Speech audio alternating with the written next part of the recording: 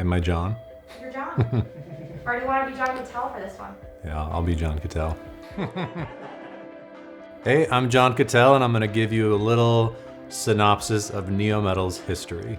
We started in 1997 when my father-in-law worked at the machine shop where everything is still made today. It's called Norsco Attachments.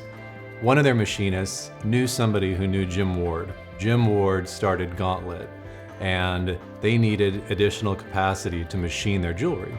So we were making jewelry for Gauntlet for a few years, and then Gauntlet went under. And when that happened, our machine shop, Norsco, had all this jewelry.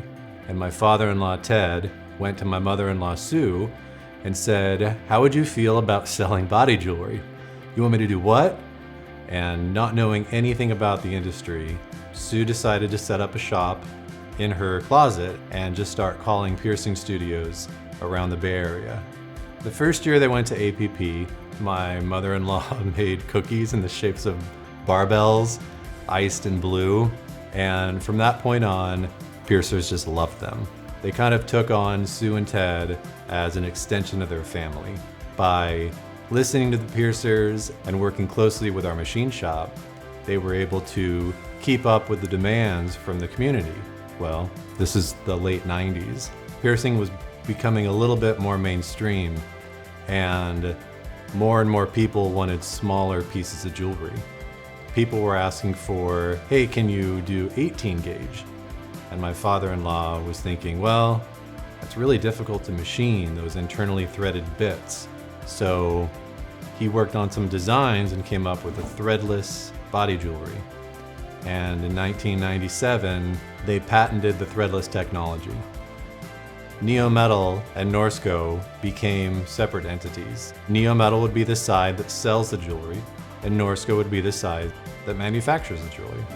That's still the relationship today, and they make it in California still.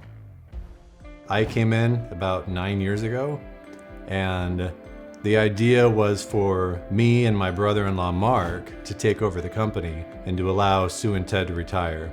Mark was a staple in the industry. He answered the phone every time, NeoMetal, this is Mark, and a lot of piercers just knew him really well. Tragically, we lost him in 2016, and that was a sad day for all of us. I didn't feel comfortable sort of running everything by myself, so we decided to partner NeoMetal within the Body Art Alliance. And the Body Art Alliance consists of other companies in the industry, and with this partnership, we've gotten the help that we need, like HR and accounting, so that we can focus on continuing to create amazing threadless body jewelry. And we hope to do so for a very long time.